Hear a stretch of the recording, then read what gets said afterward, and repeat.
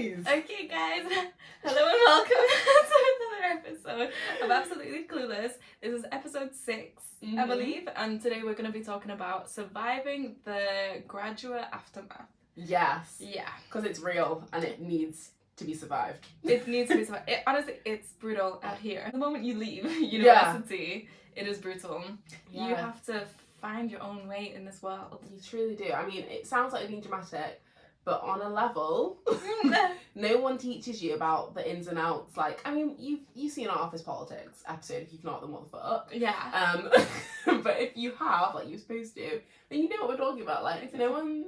no one prepares you for this kind of life. And we actually wanted to delve into the amount of people that feel the same way we did when we got sort of thrusted into this working world, because there's no life raft and there's no specific guide to how you do it. And it seemingly is taking a toll on job satisfaction and mental health of graduates. Yeah, especially because you don't really know what to expect. Obviously, you come out of uni thinking you've earned a degree and you might have a certain level of expectation when it comes to your salary, like what kind of job you can actually get. But the reality might just not match up a lot, because maybe you can't get onto that grad scheme. Maybe all the jobs you apply for, they actually need 5 years of work experience. And so even though you've just got a first class degree in your field, you don't feel like you can actually enter the industry that you want to because of all these other limits that you were never prepared for. Exactly. I think it's very easy when you come out of an environment where it's very, you're rewarded for the work you do, and then there's all of a sudden a bunch of other obstacles that were hidden before. It's hard to contend with the fact that you need to meet those requirements now. So without further ado, we're gonna spiel some interesting facts that you may not have heard of before, and just shed some light on this. So me and Samara did our little research, us, and we went on a website called Future Fit. And that's where it's got a lot of different statistics about graduate outcomes. And one of the statistics is that the nominal salary for working graduates is $38,000 per year based off of graduate schemes. I mean, that's not what we experience. Who the frick is making that kind of money? Exactly. On a graduate job? Like, I'm shooketh. Definitely not me. Nah, not me. I think as well, something that's really important to, something that we found during our research was that these stats are very specific to certain graduate schemes that might actually pay very competitively, which is why they're super hard to get. Yeah. They're so competitive, and a lot of graduates don't actually experience that. A lot of graduates experience what is called a starting wage. So the graduate wage might be true, but it's not a lot of our realities. Yeah, because, like, for example, in my field, if I was to try and go for a graduate scheme in, like, obviously I did chemistry, if, like, for example, they must have loads of graduate schemes in AstraZeneca or different big companies like that, but that's not very close to where I live, and obviously I'm limited because I can't drive, so, like, the easiest job that I could get that was the most convenient for me was not a graduate scheme. It was just a normal bog standard job, which you don't actually need a degree for, but it was good enough for, like, what I was able to apply for. Exactly. I think something else that's interesting, another stat that we found from Future Fit, was that there was an 87% employment rate for graduates. However, according to the government website, only 63.3% were in high-skilled jobs. So there's a massive gap there of graduates that are in jobs and are employed, but the amount of graduates that are in graduate level jobs is a lot lower, and I think that number can be a little bit manipulative, a little bit, it can be misread. I can't remember, what's the word, like when something is misleading. Like, I think that number is misleading. That employment rate might be true, but the truth of it is that there's a high number of graduates that aren't in jobs within their field, and at the level that they could be working at, and I think that's where a lot of what we think the sort of unhappiness and dissatisfaction is coming from. And we have more statistics to back that up as well. Yes. Shit, dropped my pen. Don't talk about that. So from another website called cipd.org, They noted a notable increase in number of graduates working in low-skilled jobs. So they actually gave some examples. So comparing from 1992 to 2022, so that's like a 30-year difference. Yeah. So in 1992, there were 3% of graduates working in admin, and that has gone up to 30%. There was 4% of graduates working as personal assistants, that has gone up to 22%. And then bar staff went up from 3% to 19%. I mean, that's a massive increase. Yeah. So it just goes to show that, okay, there's a lot of people graduating, and like, you know, you've got a bachelor's degree. It could be, I don't know specifically if it's first class, second, whatever. And getting full-time employment. Yeah, like they're still getting jobs, but then, like, you don't have to get a degree to work in a bar. Yeah, I mean, these are literally what is classed as low-skilled jobs. So you don't need a specific qualification to do these jobs. You get trained on the job. Like high school jobs can be things like doctor, lawyer. You need specific qualifications. Being a plumber, being an engineer, you need qualifications to be able to practice those things. So it's all well and good saying that a bunch of graduates are super employed and there's really high numbers, and wow, how great is the UK at taking care of their graduates. But when we delve into these numbers, a lot of graduates are employed in jobs that aren't what they signed up for. And I think a lot of graduates aren't experiencing that salary because of that. I mean, the average starting salary, what was it, 24,000? I think 24,000. Which is a lot more realistic with what we experience. Like, that makes a lot more sense. I'm like, because if I think, I would just start feeling so self-conscious if like I'm comparing myself to people earning 38,000 a year. I'm like, oh my god, where am I at in life? Because that just feels like 20 years away from now, you know. Like, I feel like I can't ever have that expectation of having that higher salary at this stage in my career, just working 2 years. I think another thing that's important to mention is that these grad schemes, the main requirement is that you have a degree, but let's be so real, they're super competitive. So the real requirement is that you've done work experience before, is that you have done internships, free labour. You need to have put in a bunch of time in all these different industries. If it's law, if it's science, if it's teaching, you need extra experience to make your CV and application stand out. So it isn't just a case of getting a degree and then off you pop to a grad scheme. You have to buckle up with as much as you can to make you most likely to get that job. And that in itself is so difficult to get, because even internships are competitive, because they know exactly why people want internships. It's to get onto the grad scheme later on in life. And that's not even to mention the application process and the amount of time that you're gonna have to take out of your day to like do interviews, go to interviews, prepare for them. Like the amount of research, like a lot of companies want you to already know like the full history of their company, 100, so that you're able to talk about what it is that they do in the interview. And that, I think that's a bit crazy. It's like, you should be selling yourself to me. Like, you want me to work for you. I mean, this is something else that we came across. I don't have the exact stats or source, but I mean, we swallowed up a bunch of information before doing this episode.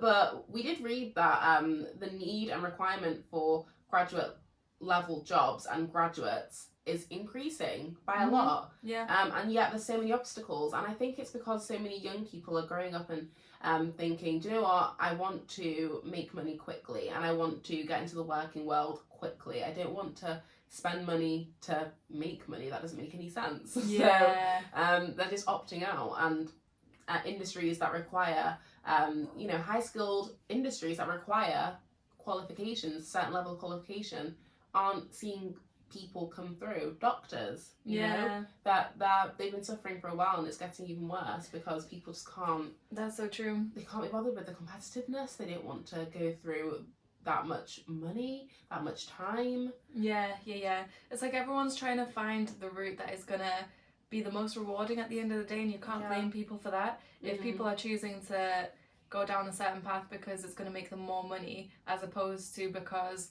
that's what the country needs, Mm. then yeah, like Yeah. that's what you have to do. Fair enough for them. Yeah. I also found it really interesting that even though in 2022 and 2023 there is a massive increase for the need of graduates, subsequently university fees have gone up by quite a lot. So true. It's almost like because the demand of degree, like jobs that require degrees, has gone up, the demand for that has gone up, so has the demand for degrees, and they've decided to make education more expensive. Doesn't make sense to me.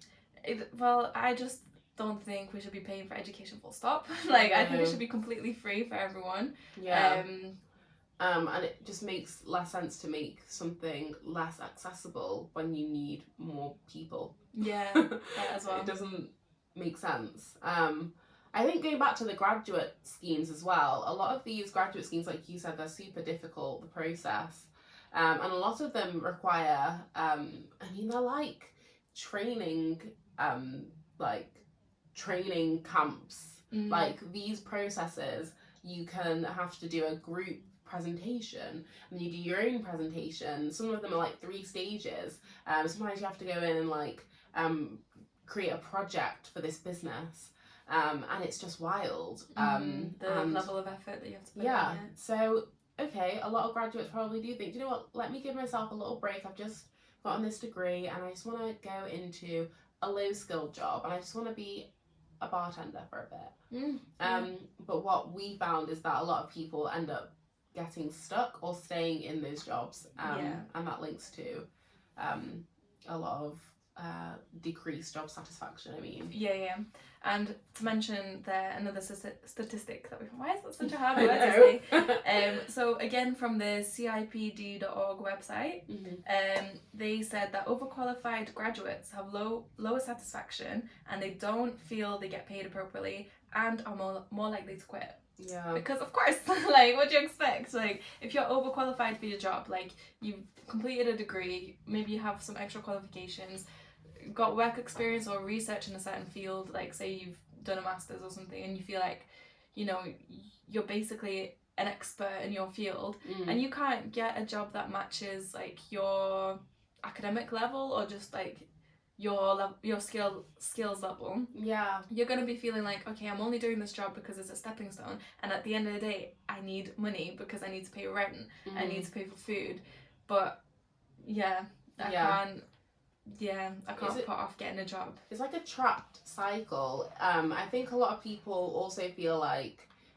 when they're working super hard and they're working every day, and especially when you go from university, you know, having control over your timetable, a lot more control anyway, to be having a very rigid structure and being told where to be and when to be there, it's difficult to sort of understand that your time is the minority. Like most of the time that you have will go to work, and so a lot of people sort of struggle with the idea of wanting to give themselves, treat themselves and make themselves feel like what they're doing is worth it, and like, you know, spending money on themselves, going on holiday, treating themselves for meals out and blah blah blah, and then when you get used to that kind of lifestyle, which helps you basically cope, it's hard to then leave a job because then you'll be starting from square one again. That's a scary thing. Like, I know, just when you're in a job and you're kind of dependent on it and you want to leave, it's so difficult because then, like, for example, if you want to do the process of applying for other jobs, you're going to have to maybe use some of your annual leave to be able to go to interviews, to be able to do your CV, set up interviews with meetings with like recruitment agencies, and that's just like on top of your job already as well. It's like it's such a difficult cycle, and at the end of the day, do you ever get like a break? Do we ever really get a proper break? I know. Well, I know that we definitely feel like we have both experienced the sort of like being in a lower skilled job after graduation, and I mean, it's kind of natural to sort of just jump into something that is just going to give you some money. I mean, we were both bartenders at one point. That's true. And I feel like if we did get stuck in a trap of, you know, not being able to get into a grad scheme or not wanting to like take the plunge into looking at degree sort of level or related jobs, then I think our job satisfaction would massively suffer, because I think when your brain is like used to constantly learning something, and you get into a job where you can learn it quite quickly, most people do. It kind of it's difficult to get through the day. But I know we found some interesting anecdotes and like stories from other people's experiences. So we wanted to go through those. Just read out some scenarios Yeah. to give you an idea of what is actually happening in the world right now, like what people are actually experiencing. Yeah, and just how similar a lot of our experiences are. Yeah. So someone here said, this is from Gals Who Graduate, by the way. Someone here said, can't help feeling like I don't have the same sense of purpose that I had while at uni. Working towards a huge goal, which ended up being an anticlimax. I don't have the same drive towards my job. It's more of an end to a means. First, completely yeah, empathize. I do as well. Yeah. I feel like I completely agree about university being an anticlimax. I kind of felt like that with A-levels as well. Just like, I like the process of like working really hard and feeling like the more I study, the more I'm gonna end up getting like better grades, and I'm gonna get qualifications. I'm gonna feel so like, wow, look at fulfilled. Me. Yeah, like I'm a like I don't know, like such an educated person, or like so hardworking and stuff. But then once you've got the qualification, it's like, I don't know, like you. It's not underwhelming. It is underwhelming, yeah. Yeah, I think you're really lucky if you found an industry or a degree that you know that you wanted to pursue. Because I can imagine anyway that the sense of like gratification is a lot bigger, because you're like, now I'm ready and I'm like armed to really take on this industry that I've dreamt of since I was like a child. And so true. It's nice you've got a clear vision, but I think if you get there and then you're like, actually this isn't really what I think I want. Because sometimes you have to like want to achieve like your degree for something more than just having the degree. Like if you want to have this degree so that you can do this specific job, and like then it's like there was a purpose in doing that degree, and like it's just part of your like journey and evolution and whatever in your career. But if you then when you just get a job that is just a means to an end, it feels so depressing. It feels like a trap. It really does feel like a trap. It's like the Truman Show. Like everyone's just not the Truman Show. It's like Groundhog Day. Like they're doing the same thing over and over again, and you're like, what am I even like? Am I just gonna be here doing this forever? And I'm just gonna like try and find little pockets of happiness in my life, because like this is not what I want to do, but I don't actually know what I want to do, because I thought I knew. And then also it can make you kind of lose trust in yourself, because you spent so much money, you spent so much time, invested so much of yourself into this one degree. You get to the end of it and you're like, actually this isn't for me, and maybe I don't even know what I like. And it can be really scary to get to the end of such a long journey and not feel certain when you've invested so much of yourself into it. Especially because we really had to decide at quite a young age. Like we had to narrow down our GCSEs and A-levels like when we were still teenagers, and then of course that limits what kind of degree that we can do, and we have to decide what degree you want to do at like 18, and you haven't actually been in the working world. You don't even know all the possible jobs that exist, and you don't even know like what kind of field you would like to get interested in. It's just about like what subject you like, and that's that's the kind of path you end up choosing. And then years later, once you've actually been working, you look back and you're like, maybe I should have studied this instead, and I would have been happier if I had chosen this different path. But you can't know at that time. You're just too young. I know. I think if I could give any advice, it would be definitely to take a gap year and just to maybe do a little bit of work experience, because work experience might feel boring, but that's gonna be your life one day. That's gonna be your day-to-day, Monday to Friday. So if you find your work experience boring, that's probably not the job for you. Like, it sounds really childish to be like, if you find it boring, you shouldn't do it, but like it's really that simple. I don't think that you should limit yourself just because you're like, oh well, it's work, so you're not really supposed to like blah blah. No, like listen to how your emotions what emotions sort of like rise when you're in a certain environment, and if it's not positive ones or largely positive ones, then you should look at doing something else. Yeah, very true, very true. And it could just be that specific company that you're working for. Yeah. I remember I used to feel happy at my workplace, and then like honestly, like I hung out with a friend yesterday for the first time like in a week, because I was working, and then at the end of the weekend I like hung out with her, and I realized I was like, I don't think I've actually laughed in like a week. Oh my god, this whole place is so depressing. Yeah. Get me out of there. Get me out of there. Jeez, yeah. I mean, it can impact your mood so much. It's literally every genuinely. day. Do you want to read this one? Yeah. So another scenario is someone was asking, how do you cope with the tiredness of a 9 to 5? 6 months on in my first corporate job, and I'm burnt out. It's a lifestyle. 40-hour weeks plus prep for work. I keep getting told I'll get used to it, but it isn't easy. Anyone have any tips on how I can cope with this lifestyle? I want to do my hobbies and take day trips, etc. How the hell do people I see on Instagram manage working 40 hours a week and do chores and look after themselves and see their friends all weekend? Yeah, this is something that we've struggled with. Do you know what's really frustrating? I feel like I can't talk about this with a lot of the older generation, who are probably the best people to speak to, because they've been doing it for at least over a decade. And a lot of people just come back to me with, well, just life. Isn't it? No, don't give me that, because I'm not you, okay? Yeah. I'm not gonna subject myself to feeling low and down, and that's just like allow that to become my norm. No, I'm not gonna do that. Yeah, in it. I'm not.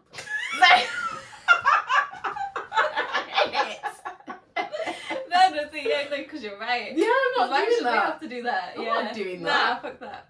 Because so many people that are older just kind of look. I feel like they find a way to sort of like, when you're bringing it up, they can find a way to make you feel like you're complaining about nothing, and actually you're a bit ungrateful because some people really want the job and you blah, blah, blah. No, well, they can honestly like no, it's black hole going down. Yeah, it's a black hole, I know. Like, I just It's think hard. I think like, you know, flexibility, like where I am now, I do have a lot of flexibility.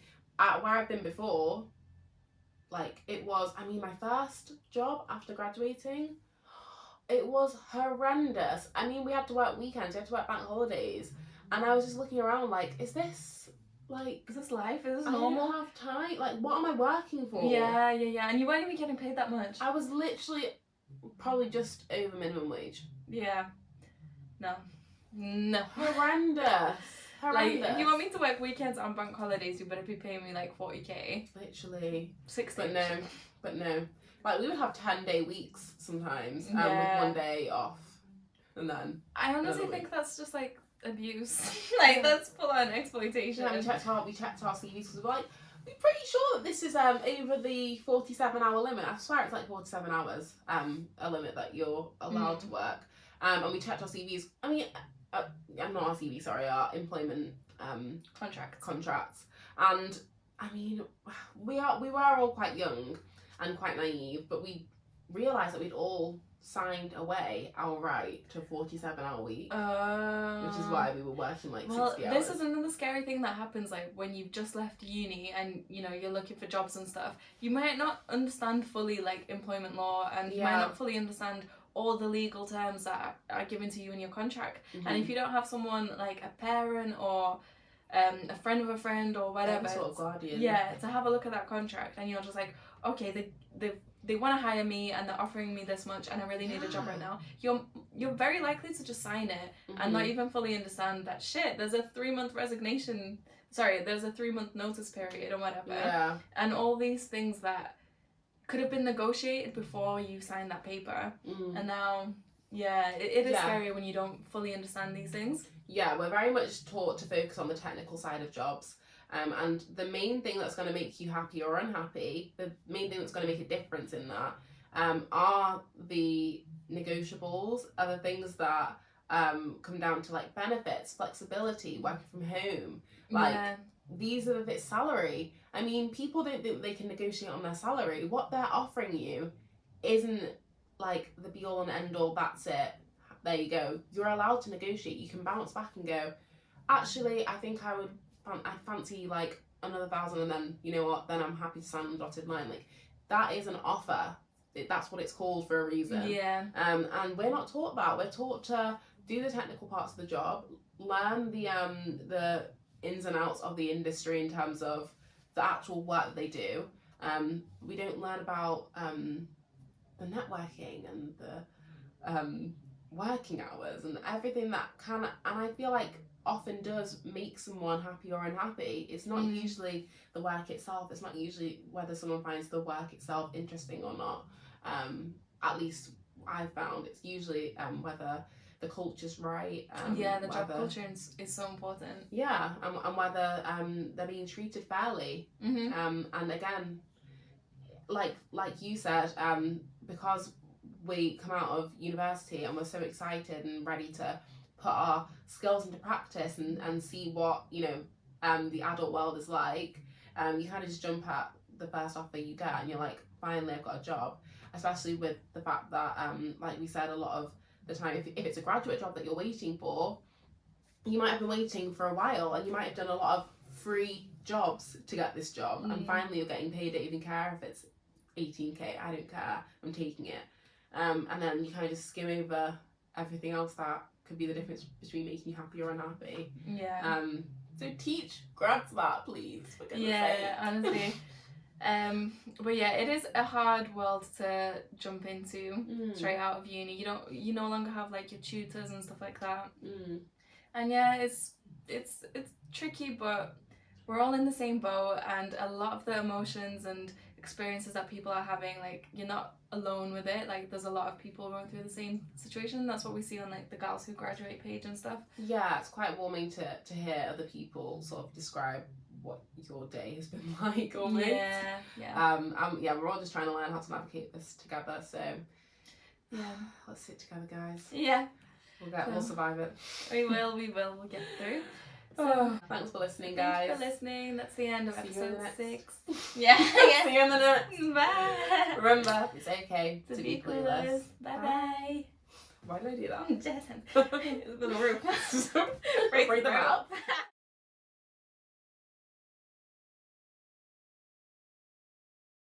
Yeah. Do you know what? What? No, I didn't. Oh. You heard something on Oh no, I just scratched it. Oh, was that? I was like, so comfortably. No. So comfortably in your my house. With a smile. Yeah.